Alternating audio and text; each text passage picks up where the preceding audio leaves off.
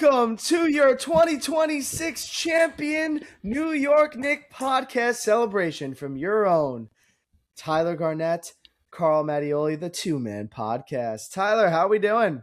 I'm doing great, and it has been over 2 weeks since the Knicks have won the championship, and that statement could still bring a tear to my eye. I still cannot believe that that's true, and that the Knicks actually got it done, man. It feels great. It feels great, and I know we haven't talked in a while, and we'll talk maybe a little bit about why we have not recorded in a while, but Carl, it feels great. Yeah, man, it's been a minute since we recorded. It's been a hectic couple of weeks. I Yeah. mean, the last time we probably could have recorded, Tyler was actually at the Knicks parade. And then Yes. I, shortly after, went on a trip to Vegas. So it's been pretty chaotic these last couple of weeks, but we're happy to get here, happy to record. We had some technical difficulties before we logged on today. I think we're battling through them still right now. But you know what? Fuck it. We're still going to provide for you guys because Tyler and I love to do it. So, Tyler, how about you read to the lovely people what we got in store for today? Absolutely. Yeah, battled through the technical difficulties, so please bear with us. We tried everything we could. The good old turn on and turn off method seemed to work, so let's see how we go. But yeah, Carl kind of hinted at a little bit of what we wanted to talk about. We're going to obviously start off with those New York Knicks. There's been a lot of action that has happened since they've won the championship, but obviously we're going to talk about the championship. We're going to talk about some of the players. We're going to talk about the parade that I actually got to go to, which was a lot of fun. And in there, we're going to probably talk a little bit about how the NBA has been moving since the Knicks have won the championship. Everyone freaking out trying to secure a better team. And then, depending how long the Knicks talk go, Carl's going to talk a little bit about Vegas and his fun time. He's got a little bit of some merch and some swag on his head, which is a nice sneak peek of a lovely place he went to. Oh, it says it right there. You go. Yep, Las Vegas, yeah. We'll get to talk all about his adventures there. And then after that, House of Dragons. Got to talk about a little Game of Thrones that's on right now. Yeah, there's been some cool stuff going on there. So me and Carl are going to talk about the first 2 episodes, which, spoiler alert, have been great. And then Carl saw Supergirl, which has gotten some mixed reviews. So Carl's going to give us his review of what he thinks about it. Mostly spoiler-free, I think. But mostly we'll see. And then... yeah, and then we'll end with a lovely draft, which we haven't done in a while. We're going to do best things of summer draft. But before that, Carl, let's get back to the top. Let's get back to talking about those 2026 NBA champion New York Knicks. Dude, so excited about our Knicks, man. I mean, what can I say? Dude, what an incredible run. I genuinely have been talking to a lot of people about this. And I literally say it was the best 2 months of my life. Every single game that was on, absolutely locked in for. Even if I wasn't able to watch it on the TV screen or go into the city and go to a watch party, I'm following closely on my phone for every last second. Sadly, when they won, I really wanted to be in the city for it, but I had to be working. So it was actually incredible when they ended up actually winning. Me, the bride and the groom from the wedding are literally surrounding my phone watching the end of the game. Awesome. As their guests are leaving. It was quite hilarious. A moment I will never forget. That was just amazing. Everybody jumping up and down once the Knicks won. We finally did it, man. And just the way we did it too. I mean, again, we fought all the way back that game. We were down most of the game. And Jalen Brunson just turns into the MVP he is, and he puts the team on his absolute back. And he's slicing and dicing the defense, going up against Wemby, who, dude, that one move that he had going to the rim against Wemby, where he does a little hezzy bump, gets around him, his long, lengthy arms, puts it up, goes ahead, just insane, dude. Just how incredible he is, and just how resilient this team was the whole playoff run. I know, from top to bottom. I mean, as dominant as the playoff run was, obviously, they had plenty of moments where they were down big and they just showed their resilience always. They never seemed scared. They never seemed out of it. I feel like that's why a lot of fans, I know it was the playoffs, but you just couldn't turn the TV off because of how the big comebacks they had. I mean, especially against the Cavs, you kind of forget about that comeback because they came back from down 29 points in the finals. I mean, and just a great team. I mean, this was almost like old Jalen Brunson kind of too. You know, I know he has a great team around him, but in Game 5, I mean, Brunson literally said, "This is my team. I'm not losing this game. We're not going back to New York." And that graphic you're going to see for years and years to come of him scoring 45 and the rest of the team scoring 49 points is going to be one that goes down in the history books. Just unbelievable. Incredible. I mean, you know, last Saturday was a 2-week anniversary, and I still put on like the Game 5 highlights, like a 20-minute condensed version of the game, and I was still nervous watching the game. And I know what happens. I know they win, but they're missing free throws late, and Bridges and OG and all these guys were missing free throws, and I was literally like, damn it. And Taylor's like, you know they win this, right? I said, I know, but like, God damn it, this is so tough. I know, and you know, this is just, you know, I know this wasn't like a make or break year for the Knicks, but there's just so many guys that I wanted to win a ring. I mean, all Knicks fans did. Obviously, Brunson at the top, but, you know, Pat's story and Bridges, you know, the Bridges trade people were upset about. And OG finally getting to play in the playoffs. Like, you know, he won with the Raptors, but he didn't play any of the playoffs because he, you know, had his appendix burst on him. And, you know, all these guys and Alvarado and Mitch. And it really is just a very likable team.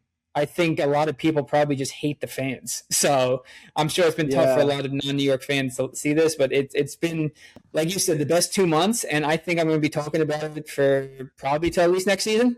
No, seriously. I mean, listen, I even think that it was like kind of it turned into America's team a little bit. I know like maybe some people like obviously hate New York. You're going to have the different spectrums, but I want to say like there was a graphic that showed like I want to say like 85 to 90% of the country was rooting for the Knicks. Like when they put a poll out being like, who do you want to win the finals between the Knicks and the Spurs? And it was like overwhelmingly the Knicks. I mean, I understand the Knicks fans travel, you know? So like you have Knicks fans are all over the place. You have Knicks fans all over the globe. But you know, it was just absolutely insane in my opinion to see the overwhelming support that we've gotten from all the other fans, not just from New York, but just like everywhere. But like it was just so cool to just like be in that moment for the last 2 months. I mean, I don't know if you had the same experience, but like I would walk around like the streets at the grocery store, like I'd be at work, and people you wouldn't think would talk about the Knicks were talking about how amazing that game was last night. It was just so incredible. I was just like, the buzz was just so real. It's just like, hey, they're playing again tonight. Like, did you see like freaking OG's dunk like the night before? Like that was crazy. That putback. And it's just like, it's just insane. Just that, like, it was just like, I don't think I'll ever forget about like literally like women, kids. Like I remember I was like watching I was working, and there was a little kid during the wedding like watching the OKC Spurs game, like the finals, after the Knicks had already won, because he's like, I want to know who the Knicks are going to play. He's like, I was like, yo, are you a big Knicks fan? He's like, no, I just started watching. And I'm like just thinking, I was like, this run is going to create either a lifelong misery for these kids because they're going to become Knicks fans like we have, or it's going to like, you know, flip the page and like lifelong Knicks fans that are like going to be good for a good time, you know?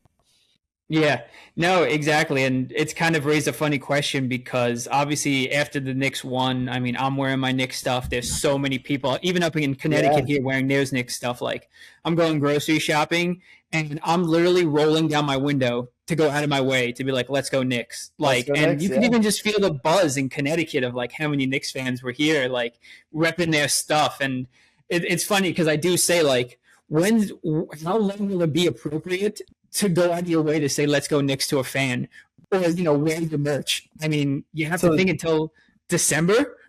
I think till the day I die. I mean, probably, right?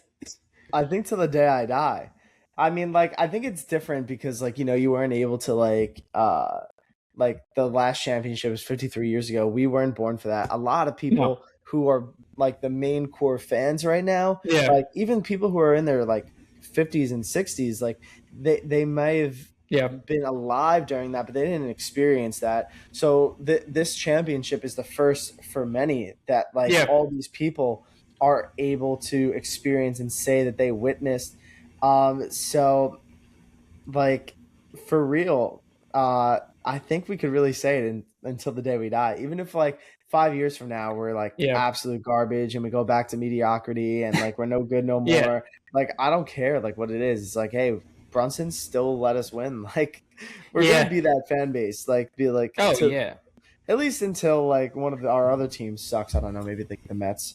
They suck right now, dude. It was so bad going from the Knicks to the Mets. It's so funny what.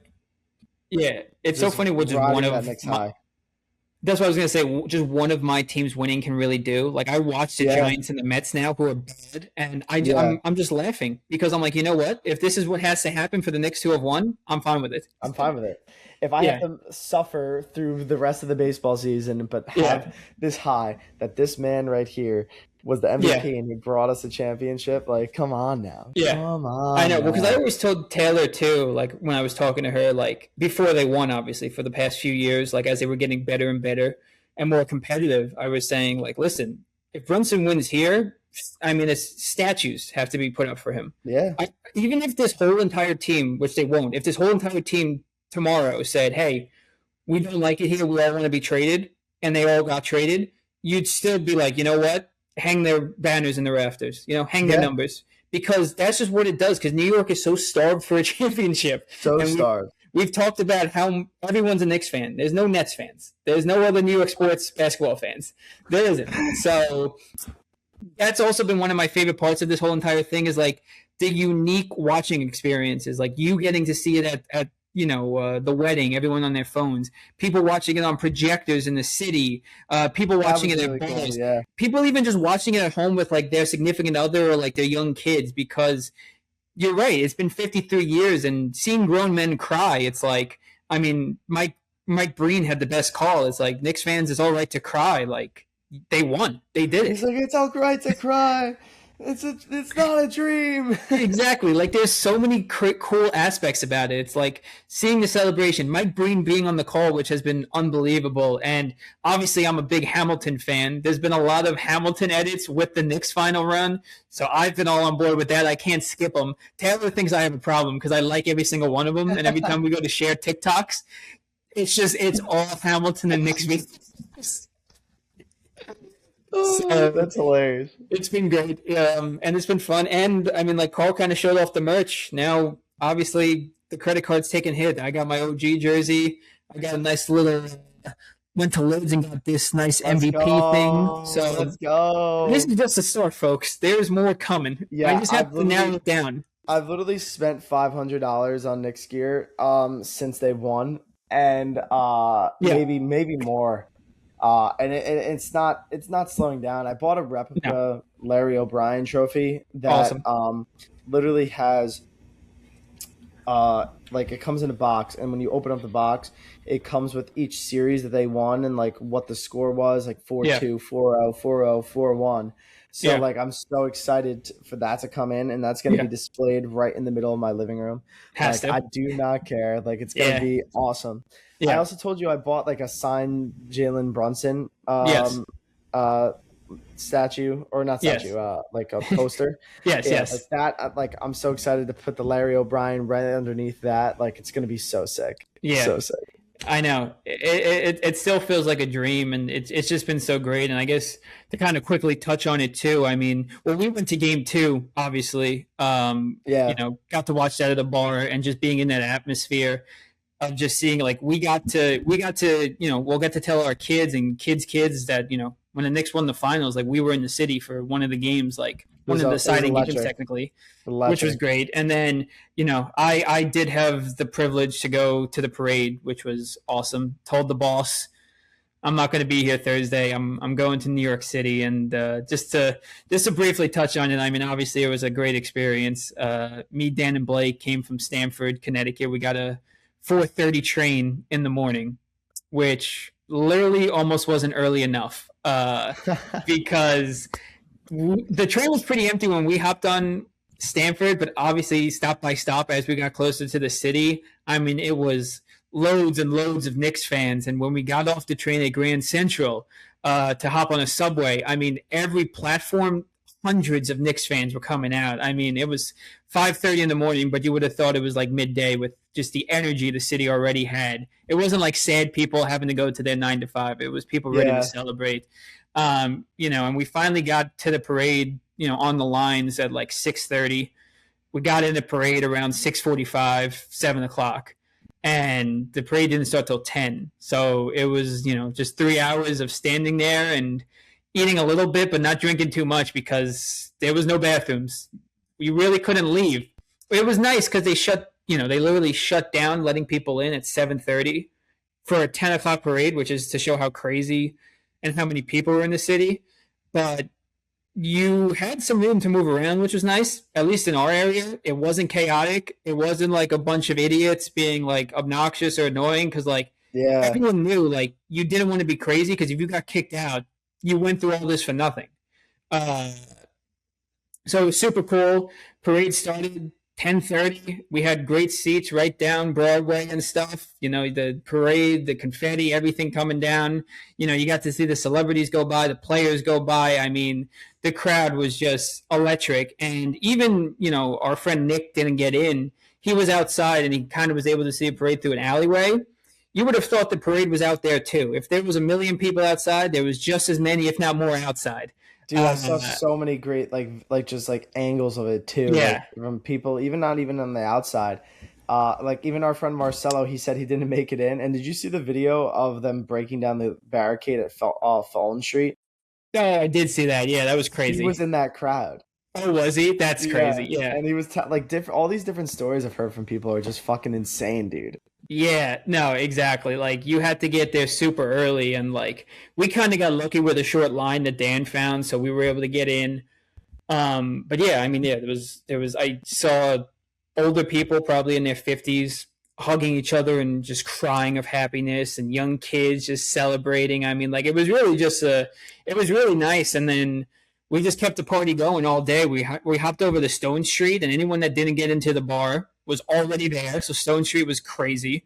And then once we eventually got into the bar after the parade, it was perfect timing because they played the audio of the ceremony at City Hall. That's awesome. So we got to watch that live. So obviously the fans were still going crazy watching all the speeches, and then once that was over, then it was like, hey, beers, tequila shots. Yeah, it was just a party all day because you were able to drink outside. It was a beautiful day. And we literally just did that all day. I think we were in the city for 12 hours. That's amazing. So it was a fun time, and I mean, yeah, party's not over. People are still going to celebrate. So some of the Knicks. Well, dude, yeah, it's not even over because I mean, I don't know how much you follow Jalen Brunson and Josh Hart's podcast, but just to kind of shout out the Roommate podcast right now. But in September, they're doing a block party to celebrate everything too, and those tickets went on sale and immediately got sold out, which is fucking insane. So people are going to be celebrating this championship for a really long time. Yeah, and just to kind of go back to what you said about the parade and the speeches, Brunson's speech, I think was so top tier, so unbelievable, so much emotion. I love the way he ended it, saying basically being like, if you were a hater then, I didn't say anything to you then, and I'm damn sure ain't gonna say anything to you now. That shit is so cold, bro. And dude, it's great. Also, I'm not the biggest fan of the mayor of New York, but how big was that fucking speech he gave? I thought it was electric. Yeah, I was going to touch on that next. I was like, yo, politics aside, whether how you feel about him or not, that speech was unbelievable. And sure, you could say, oh, well, maybe he had this speech written for them and wrote his name. Now, these names came off smooth. He's a Knicks fan. Yeah, some of these deep cut names, he wasn't reading off anything. I don't care if he memorized this thing. You can't come with these names so easily. He was dropping deep cut after deep cut. I mean, it was a perfect speech. It was amazing. He delivered. It was crazy. It was better than I forgot. Leon Rose or Dolan do the same shit, Well, yeah, Dolan stinks. I'm not a huge fan of Dolan. Yeah. Rose is great. Leon Rose is great. He actually just came on the Roommates podcast. I just watched that one. I saw that. They got everyone. They got Mike Brown. They got Leon. All the guys are coming on. But you gotta watch the Mike Brown one. That one looks really cool. Yeah. I'm really excited to watch that one though, dude. Because it's so funny. Because I watched the Jimmy Fallon episode when they all came on, and they keep doing the crowd keeps doing the "Who Lets the Dogs Out" to him. Yes. And and then every time you see Jalen and or Kat or Josh Hart, they put their head down like this. Yeah. They look like they're legitimately a they're like an embarrassed child. Like they're an embarrassed kid. It's hilarious. It's perfect. It's so funny. I know. And one of the greatest things that they do in sports for some reason is obviously whatever team wins a championship, they put you on this press tour as you're hungover and drunk at the same time, and they'll put you on Good Morning America and ask you questions, and you're drunk and hungover. That video of them asking OG about Mike Brown as a coach, and he just doesn't answer because he's probably drunk, hungover, fried. He's definitely so high. Yeah, exactly. So high. That's the funniest thing. I think I remember Fernando Mendoza after they won. They got him on ESPN at 8 a.m. on a Zoom interview, and it's dude, he just won the championship last night. What do you think he was doing? He probably hasn't slept. None of those guys have probably slept in a week, and you're getting them on Good Morning America or out on the streets or these guys obviously are celebrating, but it's so funny to just know that today might be the first day they slept in 3 weeks. Maybe. No, seriously. This might be the first day they ever fucking slept. Yeah, and because obviously the city's buzzing right now. Yeah, because you've seen the city buzzing. Obviously the World Cup's going on right now, so Times Square's been getting taken over.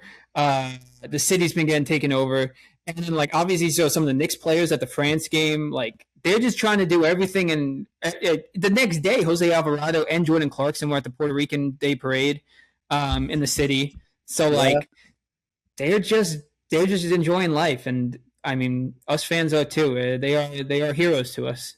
Yeah, literally. What a terrible time to be a New York City cop. I apologize for all of you NYPD officers struggling out there, but listen. We're just trying to celebrate. We're just trying to have a good time. The Knicks fans, they started it off. The World Cup people are, continuing it on. Seeing Norway, literally take over Times Square and doing row. Yeah. They go row. That's hilarious. Dude, seeing them at City Field or even the Scotland fans at Fenway, seeing the World Cup fans and Europeans mostly just experience American food and culture has been something I didn't expect. I was just excited for the games, really. Dude, I know. Literally, it's actually so amazing how just the craziness of Knicks fans melting in with the World Cup. It's so cool. It is really cool to see. Again, I apologize to our friends who may be New York City cops, Steve specifically, but it is just a really cool thing to see as long as everybody stays safe and has a good time. Yeah, because I will say, obviously you have your idiot fans who are not really Knicks fans. They'll just put on Knicks stuff and do stupid stuff in the city. Obviously, everyone has seen those videos, but I don't think that really shows the good picture. Because I mean, like I said, I was there in the city. Maybe there was 2 million people there. If you arrest 3-4 people out of 2 million, I think that's a pretty good day. Those guys are just being idiots. Pretty good. Because the cops were in good moods. I mean, we were throwing around toilet paper before the parade started. And if the toilet paper didn't make it to the other side, the cops were picking it up and throwing it back to us. Yeah. So, because, it's just, as long as you're being smart and safe, I mean, there's no reason you can't have a good time. No, 100%, man. Dude, and I think that this team has also just made me so happy because, I just, continue to just think about, what's going to happen next year if we keep this team together, Yes. We just to kind of go on to our next thing is just talk about some NBA signings that we've had. Yeah. I mean, we just re-signed Landry Shamet. We thought he was going to be done. We extended and re-signed Jose Alvarado. Big. Huge. Those are two big pieces and the reason why we won this championship. Yes. There's one guy we need to re-sign back to just get all the boys back together again. Yeah. And until I see him sign somewhere else, I will still consider him a New York Knick. I mean, he's going to be a New York Knick for life, and that is Mitchell Robinson. Yes. Yes. But I'm really excited to see what ends up happening with him. Yeah, I mean, because listen, he's a backup center for us, but you can almost consider him a six man because how good he is, and for a big man, his stats for especially offensive rebounds, but rebounds in general, next to none. And his defense, being able to guard all five positions, unbelievable as well. He's able to shot block. I mean, I would give this guy the bag, but I understand that a lot of teams in the league are want to give this guy the bag, probably as their starter. So it gets really tough, especially with the Knicks not wanting to go over the second apron. I get it. Money, whatever, being in charge, way above my pay grade. But I think that guy is invaluable, and I'd rather have him back, even though obviously we already signed the other guys. But he is a difference maker. He's a huge difference maker, and I can definitely see somebody like Cat taking a pay cut to be able to keep this team together, man. I think it's going to happen. I'm speaking it into existence. We're manifesting it here, and I think it's going to happen. But besides what's going on with the Knicks, the whole league is just in shambles right now, I would feel like. There's just so much movement going around from the top players of the league. It really started with the one trade we got with Julius Randle. Julius Randle got traded back to the Nets, and everybody's back to New York. This does not make sense. Like, he basically was the reason why we got Cat. He was the main piece in that deal for us to get Cat last year. Yeah. And with less than a year time, Julius Randle has gotten traded back to or was it 2 years ago, whatever it was. I've been 2 years time, he's already gotten traded away from the team for literally nothing, basically. Yeah, I know. That was like the first one that goes crazy. Yeah. And next thing you know, it was the battle for Giannis. Who was it going to be? Yeah. Was it going to be the Celtics? Was it going to be the Heat? Yeah, ended up being the Heat. And in doing so, I feel like the Celtics kind of imploded their own team because they said they wanted to get rid of Jaylen Brown, who is arguably one of their better players on that team. Yeah, and if he's not one, he's two, you know? Yeah, I was about to say, Jaylen Brown's also, seems to be a head case right now. So he's kind of just all over the place. So in one fail swoop of everybody trying to catch up to the Knicks, listen, you can say it's not that reason, but I'm telling you, I think it is that reason. I don't care what you say. Yeah. We basically imploded the Celtics, and the Heat also, I don't think they got much better. Yes, you got Giannis, you got a great player, but you blew half of your bench just to get him. Yeah, exactly. And then even just to touch on that, what happened yesterday, I mean, Kawhi's coming back to the Raptors, coming back to the East. Yeah. I mean, they make a big trade there. And then obviously the biggest one, which we still have to wait and see, is LeBron James, decision part 3, if you will. Decision part 3 for real, yeah. It seems obviously like the Warriors have the upper hand. I don't know if you want to call them a front runner, but that would obviously be the West. But obviously you have to look at the Cavs and the Heat, his old team. So that could be someone else coming back to the East, and the East just loading up on talent and trying to build teams that think they can compete with the Knicks because, listen, Brunson started it. He took the pay cut. If Cat and these other guys want to take some pay cuts, Shamet came back for less, you really can't compete with the same Knicks team. I mean, you showed it. Wow. Yeah. I mean, everyone in the East did not have a shot. That Knicks team is resilient. I think we're going to come back with another chip on our shoulder because one of the great things about the championship run was Brunson and his dad winning it together. So Jalen and Brunson and Rick Brunson winning it together. And somebody clipped it basically being like, Jalen Brunson just won a championship with basically everybody saying that he was like not one of the best players in the league. He had a chip on his shoulder. Yeah. And then they interviewed after the game and they said, they asked Rick Brunson, they said, is your son Jalen the best Knick of all time? And he not only doubled down, but he quadrupled and down on saying that Patrick Ewing is the best Knick of all time, which could 100% be true. Yes, it is possibly true, right? Yes. I'm leaning towards Brunson right now because that's our generation. Yeah, because we didn't watch Ewing, so exactly. I'm leaning towards it that way. Ewing didn't bring us a chip.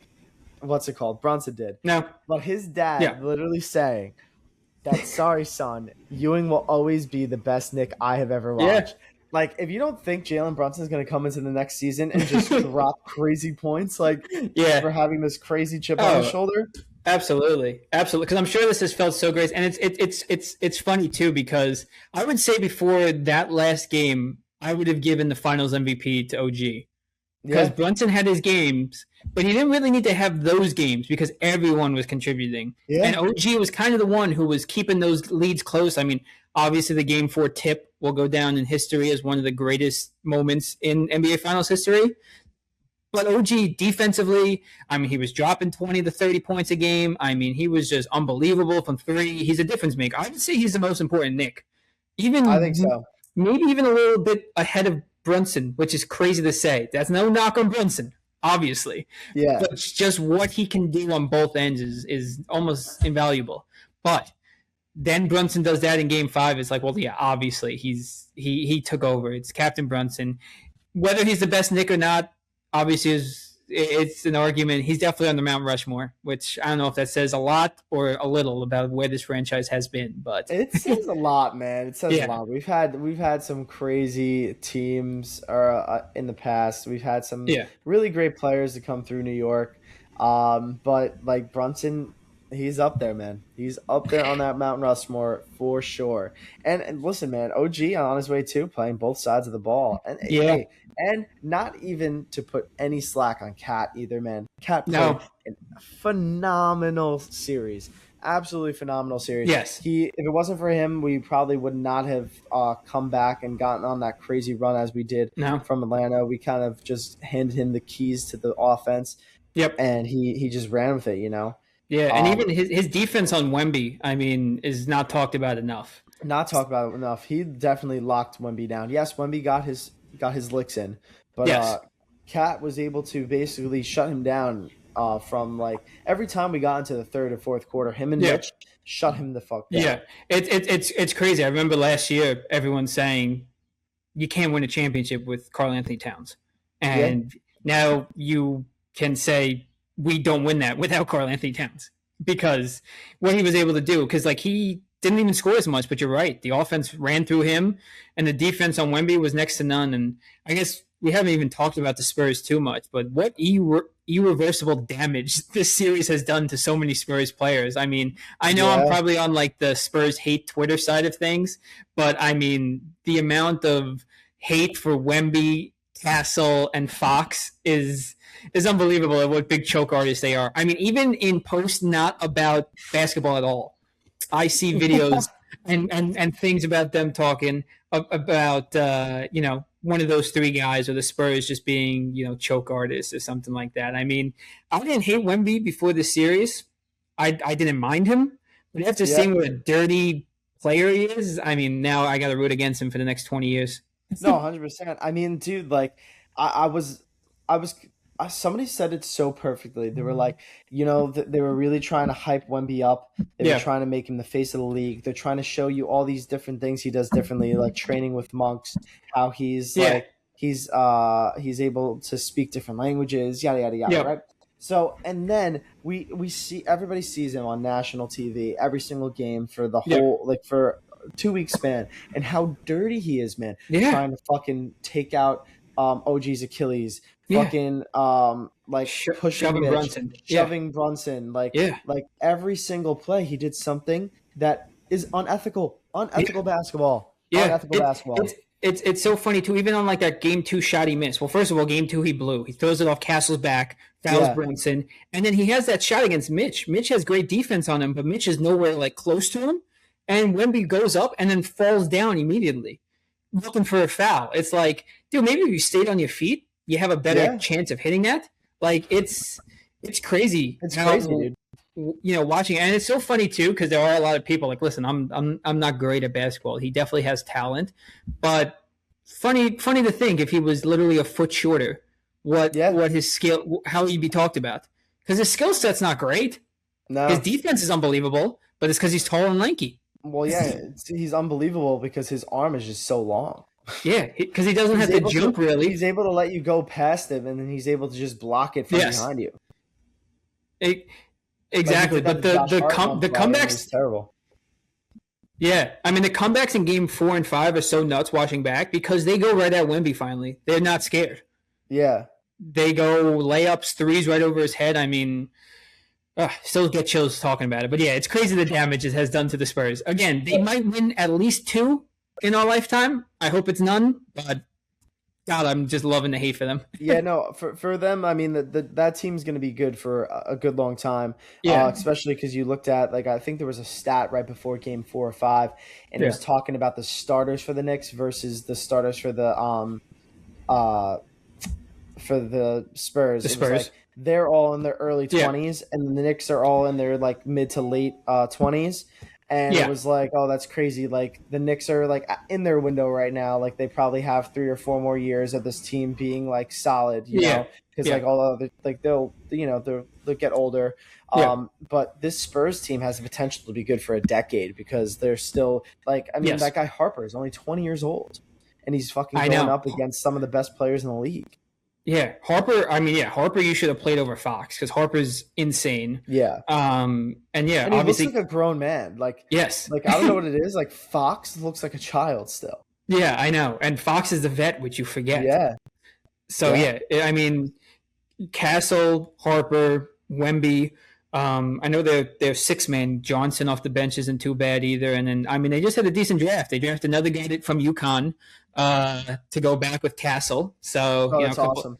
Yeah, so it's going to be a scary team for a while. So I'm glad we got ours now because I don't. Yeah, we're going to be complaining about that team for, like you said, probably the next decade.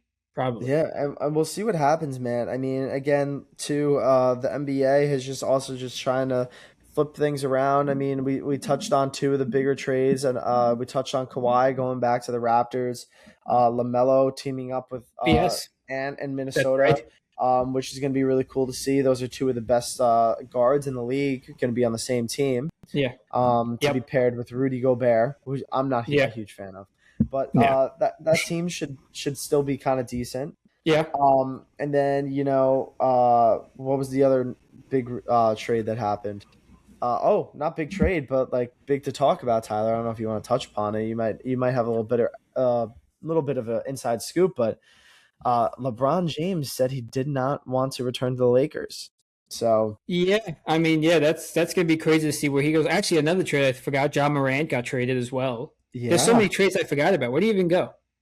He went to Portland. Portland, that's right. Weird trade. Yeah, weird trade. They just wanted to get him out of Memphis.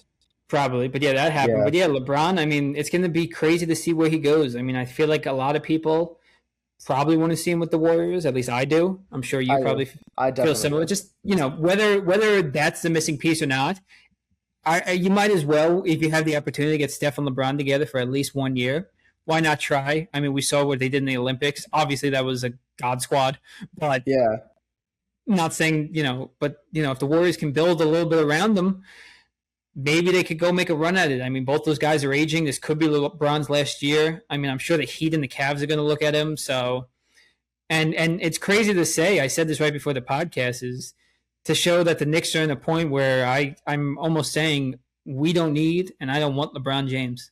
What a crazy sentence to say that. It is insane. But now let me ask you this. Yeah. Kind of play devil's advocate here. Say we lose Mitch, and LeBron says he'll sign for a vet minimum to play on the Knicks. Obviously. Well, you read my mind because I was just about to say if he's willing to take like a vet minimum, but I mean he'd never do that. He was still getting $60 million a year for the Lakers, and they couldn't build a team around him.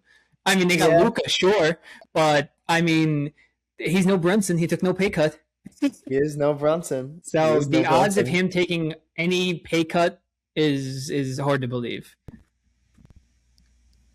It's crazy. Yeah. But if he took a pay cut and took a vet minimum and came to New York, got his 5th, how crazy. Listen, I'm not saying I want that at all. I really don't. Because I think it would just mess up the chemistry and the dynamic of how amazing this team is right now. But it is something to consider, and it is something to think about. Definitely. So I'm excited to see where it goes, man. I can't wait, man. Yeah. I'm just so happy the New York Knicks won. So happy to get all my merch in and just continually wear it. Through the playoffs, or I mean, not through the off season. And so we get some more Knick basketball. I wasn't able to get to a game last year, which is crazy. No. But I think I'm going to spend as much money as I possibly can to get to Game 1 this year for that ring ceremony. I think it's going to be absolutely electric. So we'll see what happens. Yeah, I thought about that, but I can only imagine what those ticket prices are going to look like for opening the home opener. You think there'll be more than the finals? Do I think there'll be more than what, like the finals, like $10,000? Like the finals tickets, yeah. No, but I think they'll be close. I think there'll be a few thousand. Yeah, so which will be tough. Going to be expensive, no doubt. Yeah, it's definitely going to be expensive. And I just keep looking at my phone too now because, we're already in the off season. Obviously the NBA draft already happened, but moves are happening. Every time I open my phone, I'm really just hoping it says somehow Mitch Robinson back to the Knicks. But yeah, I'm waiting for that text from Tyler Garnett, my insider. I know. It's going to break my heart if like a team like I know the Nets were looking at him and the Heat, like don't go somewhere we can play him.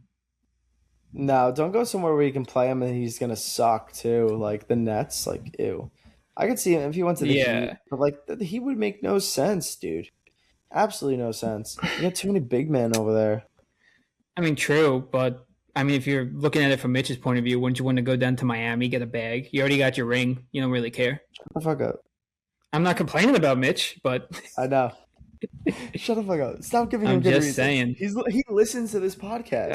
Hey, listen. I know. I'm sorry. I know. I'm literally just looking. The Nets just signed a big man, so maybe you can knock the Nets out of the Mitch sweepstakes. Yeah, maybe. Yeah. Well, let's go Knicks, man. Let's go Knicks. Let's go Knicks. Shifting gears, Tyler. What should we talk about? Should we talk about House of Dragons? Sure. Think that it is that time to talk about another team trying to find the glory of sitting on the Iron Throne. The Knicks have found their Iron Throne. Maybe, and maybe what? I'm just saying, maybe the best transition yet. Let's go. And now maybe House Black can finally take back what is theirs. Yeah, just unbelievable. We talked about this a little bit last week, off camera, obviously, but it seemed like a lot of people were kind of not out on Game of Thrones, but I guess kind of forgot the hype and what a show it was. Because, I don't know, first season of House of Dragons was a while ago. I thought it was pretty good.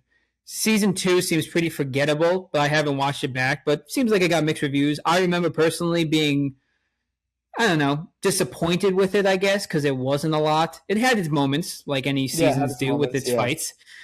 But right from this, and then you have, Night of the Seven Kingdoms, which was great, seemed universally loved, and then now it's like, all right, let's see what season 3 is about. I kind of forgot it was coming out, and then boom, straight to a battle, straight to the dragons. Was it the gully or the gullet? I don't want to mispronounce it, bro. To the gullet. Yeah, dude, right to the battle of the gullet. We're back to fights on the seas. We're back to dragons, wars, right into it. It is so tense and so exciting, and I'm back in. I'm back. Dude, yeah. So electric, man. So electric. Like, it has been amazing. That first episode was just fucking a masterclass, man. And we're back to like Game of Thrones. Anybody could die. Like, nobody is fucking safe. No. And these first 2 episodes really, really, really sold that. We had a little bit of that in House of Dragons, but I think for the plot, they had to continue letting people live so that they would hit now. Like, those deaths would hit now. And boy, have they fucking hit, bro. I know. And that's what basically, that's what brought fans in. That's what really the show was built on, about that anyone could die. There's fighting, there's dragons, there's twists, there's turns, and it's only been 2 episodes, and we've gotten that. Yeah, dude, it's been insane. Yeah, it's been so good, and even just a second episode too. You would think coming off the high of episode 1, but I felt I was just as locked in on episode 2. There was still some fighting, obviously plenty of dragons, but this has a lot more written over it. You finally get to see Rhaenyra in the Iron Throne, and then also I mean, there's spoilers ahead, guys. Sorry if you haven't watched it, but season 2, episode 2 even ends on a cliffhanger. I mean, freaking Allison's back there, and there's her dad's head right on the ground. Yeah, bro. Yeah. Yeah. And not only is she dead, or is he dead, she killed him. Like, she killed him. She thought she was doing something good. Yeah. Like, trying not to let anybody die, and little does she know that Rhaenyra was going to be the one that had to do it. Yeah, it's such a true. It's such a tough look though that Rhaenyra is like, Daemon's like, hey, you have to look strong in front of these people. I know she did chop his head off. She's still crying. She's a mess. Yeah. She's a wreck. It's she wanted this, and now she's finally sitting there. But like, both her kids are dead. She had to kill her best friend's dad. Yeah, we kind of glanced over that. That death surprised the fuck out of me. Jace dying surprised the absolute shit out of me, man. Yeah. Like, I thought he was gonna swim up and then, just swim the shore. Like, the dragon's dead, but like at least he still survives. Yes. The way that he got hit with one arrow, I was like, okay, somebody's gonna save him, and then he turns around right into the neck. Yeah. Woo! Yeah. I was like, damn, this is how we're going to start this shit, bro. Dude, literally. Holy shit. I know, and I kind of forgot that this show is about dragons basically dying. Yeah. In a sense, like the extinction of dragons for a while, because like obviously you hear about it in Game of Thrones, but like I saw a tweet that summed it up perfectly, and it was like a shocked face. It's like my face when all the dragons are going to die in a show about all the dragons going extinct. And it's how I felt, because I'm like, oh shit, like this is episode 1 of season 3. I'm already down a dragon. This is the show. It's House of Dragons. Like, yeah. And even like, oh my God. I saw a funny thing too. This was after episode 1, and someone gave like a fun would you rather. It's like, would you rather be the person to tell Daemon about what happened at the Battle of the Gullet, or to be the one to open the door and tell Rhaenyra what happened to her son? I was like, neither. I take a sword to my chest. Neither, bro. Neither. Yeah. Dude, and can we just talk about how fucking hype Damian is, bro? Like, oh my God, finally, this guy just has so much aura, bro. Like, oh my God. They walk, like that scene of them walking, like literally in stride, like their feet are in sync. Yeah. Like him and Rhaenyra, Damian and Rhaenyra, they get to the middle of like that, like King's, like the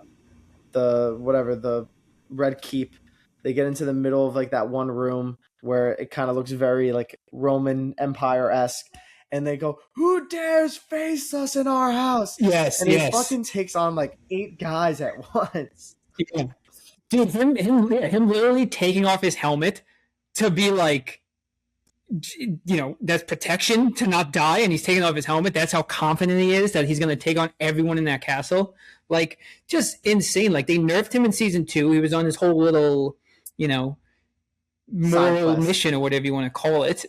Yeah, side quest. And now he's back to being just a badass and exactly what Rhaenyra needs. And, obviously all the dragons are really cool, but kind of touching a little bit on Aemond and his dragon, Vhagar. That guy That scene was insane. Dude, that's a scary dragon. That is a scary dragon. I do not like him. Yeah, bro. Scary fucking dragon indeed, dude. Yeah. That is just insane. Yeah, and it kind of shows, like, not even... Obviously, you have mostly your main storyline, but what was so cool about Game of Thrones, I'm sure people might have not liked it, but there's so many different, you want to call close to main characters, or at least like side characters that have their own storylines of like what's going on in different realms and kingdoms. Because like the one who tamed Sheep Stealer, I forget her name, but she's basically got to be on the lam because the chaos she caused at the Gullet, like she's going to be a wanted woman. So now she's seeking refuge. Obviously, Aemon's over at Harrenhal. Then you have Rhaenyra here. I mean, Alicent's crossing over here, and then you got Aegon with what Lord Larys, I think it is, right? Yeah. Like, there's so many different storylines that you almost forget about what's going on, because obviously the main one's crazy. But then there's all these other things. It's like, how is this all gonna happen? Yeah, it's so good. Yeah, it's so insane. Yeah, after watching, I saw season 3 was coming back. I was like, we'll see what happens. Yeah, but I watched the first episode and went, all right, we're back. It's just been pure fucking cinema, pure cinema. I don't know where they go from here. I mean, obviously, like there's just going to be more unrest, more. There's just so many like I feel like so many different like armies just like spread out too. Yeah. Like the Hightower army is also massive. Yep. The Hightower army is massive. Yep. You have Christian Cole still, marching back to Harrenhal, who's going to meet up with the Riverlands people that Damian left. So they're going to fight. There's going to be so much war. This whole season's going to be it. It lacked it in season 2. Yeah. But also, too, like, how's Eamon going to react when he kind of hears what happened? Yeah. I mean, I'm sure he comes back with Vagar, but now it's 3 dragons on 1, even though that dragon's a freaking monster. Also, like, one quick throw-up thing, too, is just like, why did Eamon kiss his mom? Oh, yeah. I think I blacked that out, but I know Game of Thrones has a lot of that incense, but not your mom, weird. Bro. It's like one thing being a sister, bro. Your mom, bro. None of it's good. And that one was maybe the cringiest. I kind of closed one eye. I was like, no. Like, please tell me that it's over. I was like, please stop. And the acting was so great in that because she was like, I don't want to do this. But she's like, I know I have to because it's the only way that get to him because he's a fucking freak. Yeah, because he's gonna lose his mind. She needs him to leave so bad, and if he doesn't just obey in a way, he's not gonna leave. Yeah, stressful. And that was crazy. But when he comes back, when Eamon comes back and finds out that like his mom basically forfeited the throne, without a battle. Yeah. And gonna be crazy. It's gonna be crazy. It's gonna be crazy too to see what Rhaenyra does here with Alicent and Helena, because obviously people are probably Damon's probably gonna be like, kill him. You have to show authority. And it's like, no, this is my best friend growing up. Like, I can't. Yeah, but like they haven't been best friends in a long time though. They haven't been best friends since since they were probably like 15 or 16 years old. No, true, but I mean, Alicent lets you into King's Landing. Yeah. Yeah, true. But Alicent lets you into King's Landing, and you can't just kill her. I mean, I guess you could. Or throw her in jail. Nah, she's not dead, bro. She ain't dying. No, she's not dead.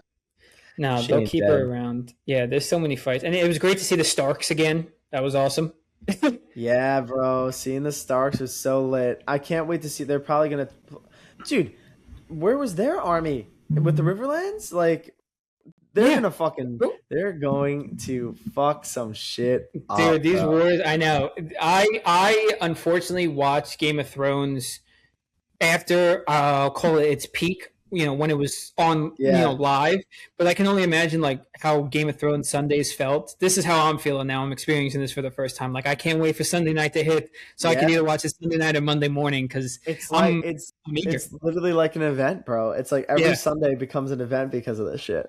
Yeah, I had like a nice 2-week break of no shows. Like I finished pretty much everything, and then Game of Thrones is back. I forgot the season 2 of X-Men '97 came out today, I believe. Yes, I cannot wait to watch that, dude. I can't wait to watch that. Also, it's like now I'm back in on. Now I have shows to catch up on. I forgot that was even coming out, but I saw a clip before we started recording. I don't even know. Is that like every episode coming out at once, or is it weekly?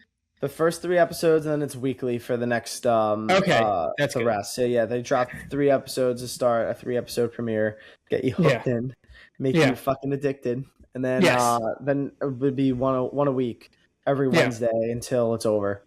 Gotcha. So, yeah, I mean, and that's good too. And then because it's gonna probably line up right before Brand New Day. So we're gonna just be getting Marvel content till Brand New Day. A little bit after. You know what series I haven't watched yet that I do really need to watch is the Spider-Man Noir one, which is not like MCU canon or anything. Yeah. but it has Nicolas Cage in it. Love Nicolas Cage. Have not watched that yet. Heard a lot of really good things about it, so have to catch up with that. Yeah, I agree. Yeah, crazy, dude. I watched the first 4 seasons of The Bear. Their 5th season just came out, so I got to watch that last season. I've heard there was pretty decent finale. And then, I mean, you touched on the Spider-Man soon, and now Odyssey soon. I mean, we don't have to touch on those too much, but like we've talked about it a lot. But like, and we'll obviously talk about it once we see those. I know I'm bad at seeing movies.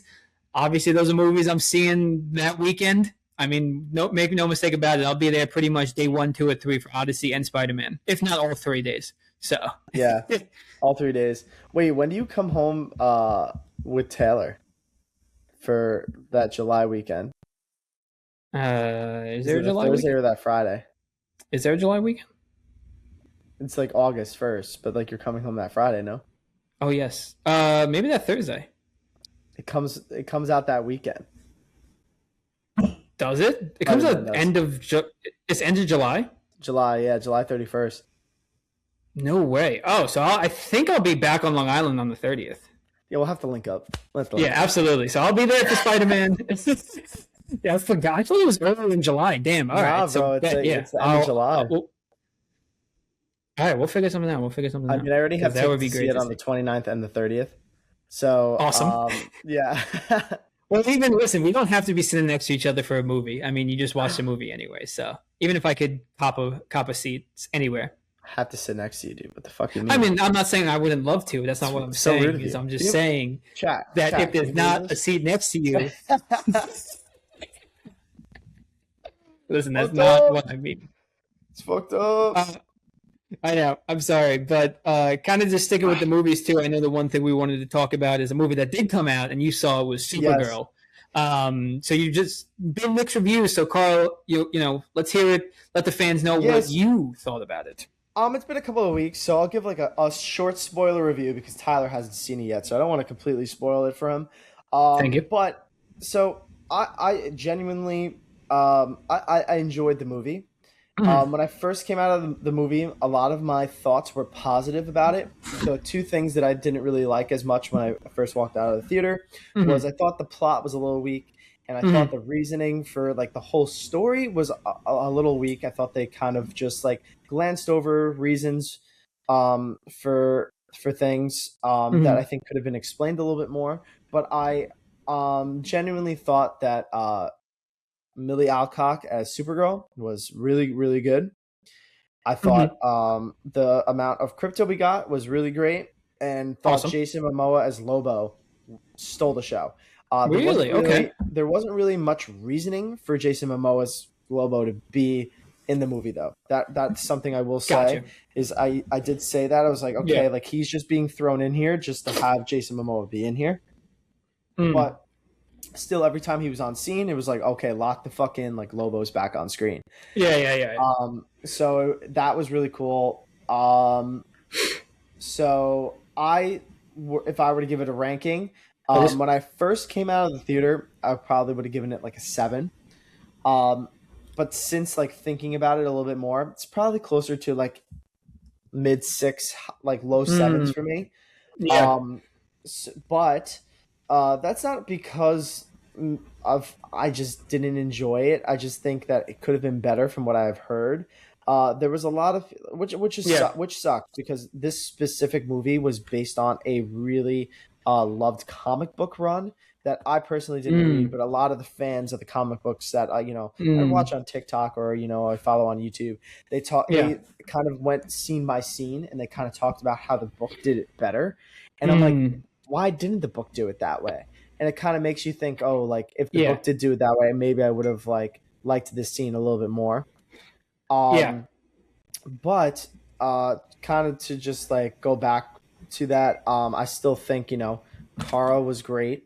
Like Millie Alcock as her stole the show, and I literally think that I thought I did this. Sorry.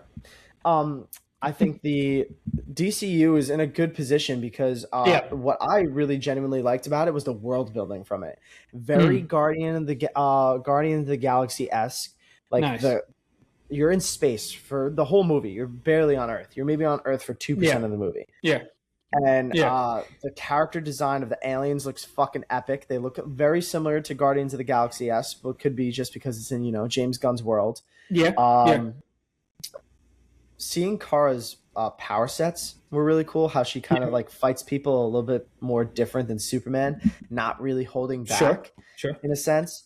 But yeah, I mean, listen, I think that at the end of the day, people are going to say that a lot of people are going to say they didn't like it. A lot of people are going to say they did like it. I was on that fence where I did like it. I can see why there was some, mixed bags of this, mixed reviews. I think the DCU is just like really set up for success. I mean, there was this is a little bit of a spoiler for you, Tyler, but like Superman's in it, but like mostly in flashbacks, and then at the very end of the movie, she kind of returns to Earth and kind of like meets up with Clark. Nice. And every time that he was on screen, though, stole the show. And I think the way it ended, it kind of set it up that like Supergirl and Superman are going to team up a lot more. And I think that dynamic is going to be really, really cool seeing it in the next movie or two. When they eventually lead up to, which they're going to lead up to their own, Avengers level threat, So when they lead up to their next Avengers level threat, like Kara is going to be a big part of it. Yeah. And very excited to see how that works.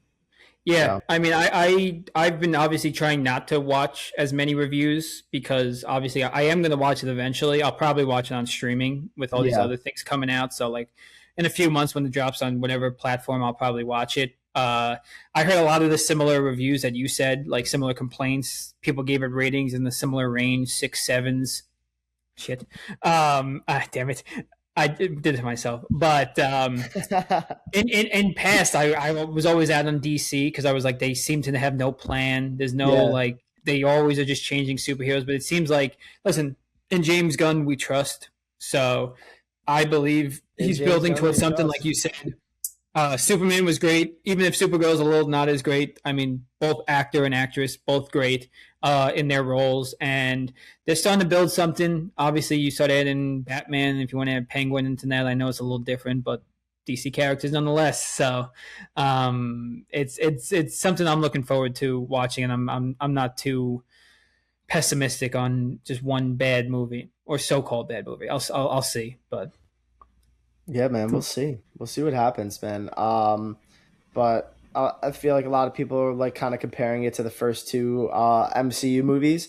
They were like, you had Iron Man and Hulk, and they're like, this is definitely better than Hulk. But listen, man, I really don't see like there being a bad movie unless I walk out of the movie theater, which has only ever happened to me almost once. I never have walked out of a movie theater almost once.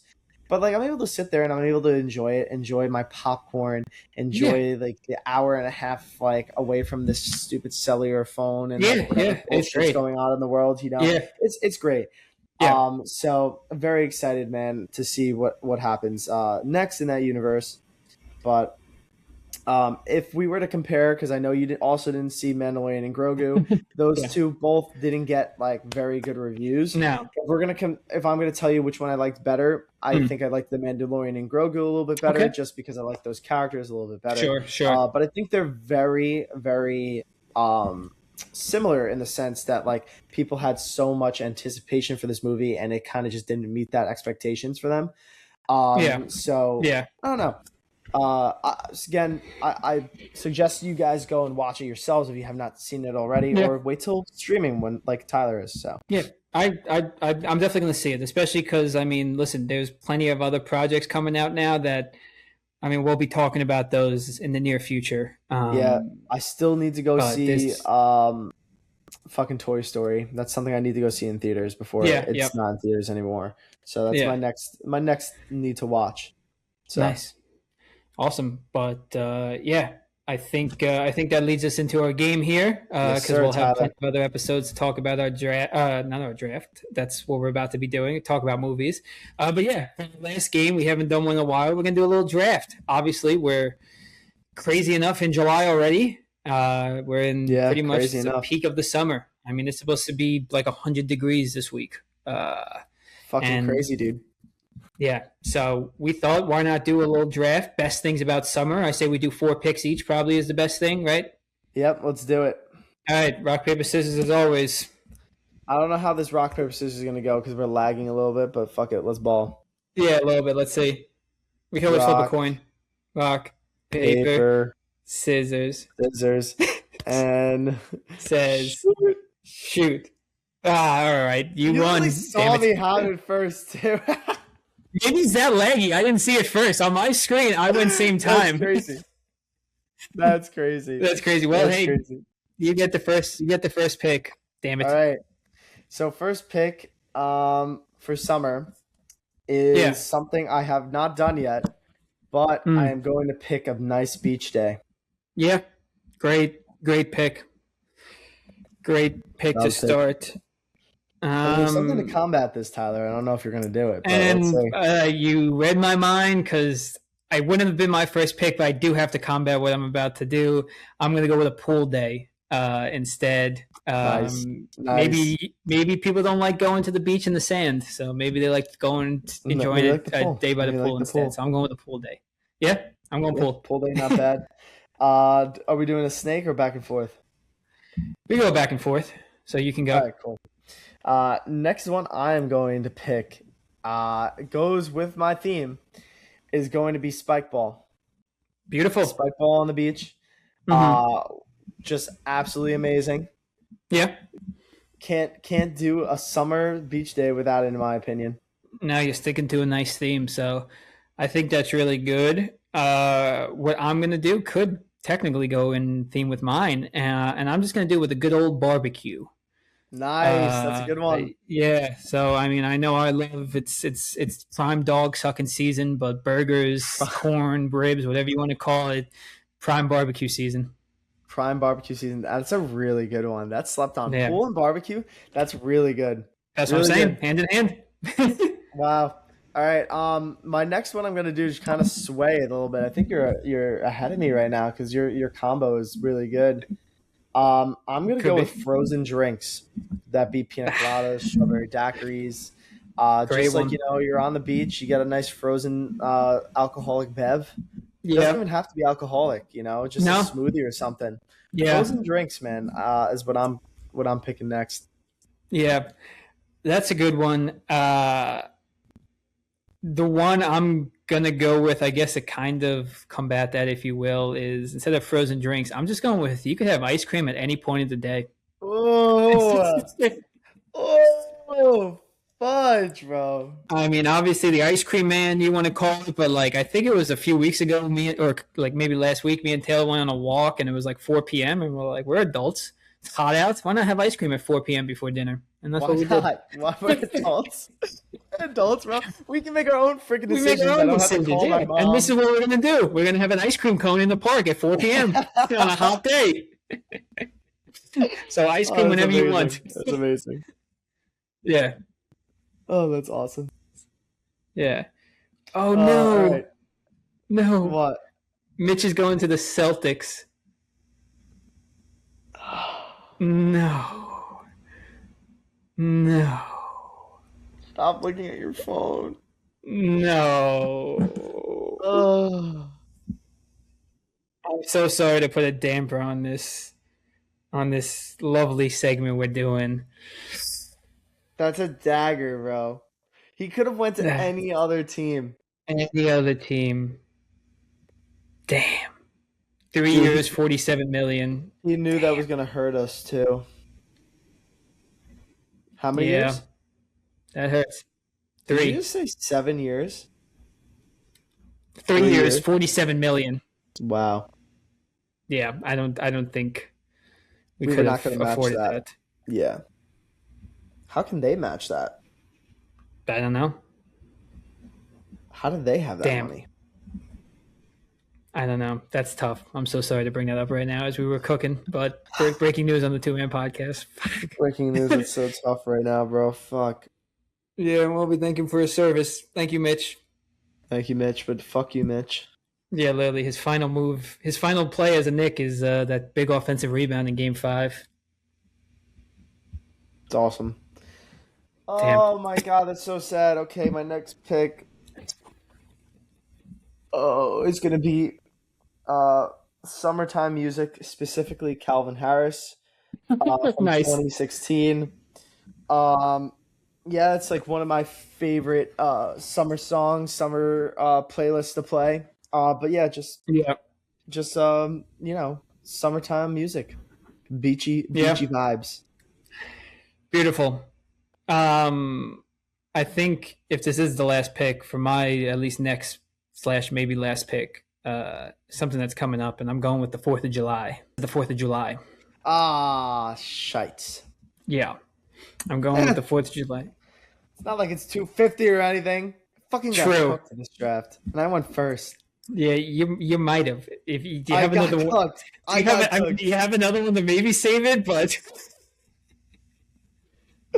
dude, pool, barbecue, ice cream, like, and 4th of July. Yeah. Sorry, brother. I got cooked. This was possibly a massacre. I'm sorry. Hey, great draft on your part, man. Hey, thank you. Just proves to show you, man. You can be down 1,000 and still win, or down 29 at half and still win. Yeah, you were down 29 so I mean, at half. we'll let the fans judge this one, but we'll see. I won't gloat yet. I think I'd rather your list. Fuck. Yeah. Hey, I'm sorry, man, but well, can I take fireworks then for my 5th pick? Yeah, sure. Go ahead. Take the 4th of July away from you. Sure, go ahead. Take fireworks. All right. Let's go Knicks, man. I hope everybody has a safe and happy 4th. Enjoy it. Yep. Tyler, enjoy Breezy Point. I hope maybe to see you there. We'll see what the rest of my week shapes out to look like. And please. Let's go Knicks, baby. Let's go Knicks. I'm actually sick to my stomach right now. I have to go throw up. I know. I'm so sorry I brought it up on the podcast. I might have to throw up right now. I'm like not even exaggerating. That's so sad. I know. Damn. Well, Mitch, hopefully you miss free throws, a lot of them for the Celtics. I'm gonna cry when I see him in the fucking Celtics uniform. And he's got to go accept his ring in the Boston green whenever he comes back. No. That's terrible. All right, I can't keep talking about this right now. We can't end this podcast on the sad note. The Knicks, regardless, are NBA champions. NBA champions, baby. MVP Jalen Brunson is our fucking champion. Let's go. Fucking Peace out. Let's go Knicks, baby. Let's go Knicks. Peace out. Peace.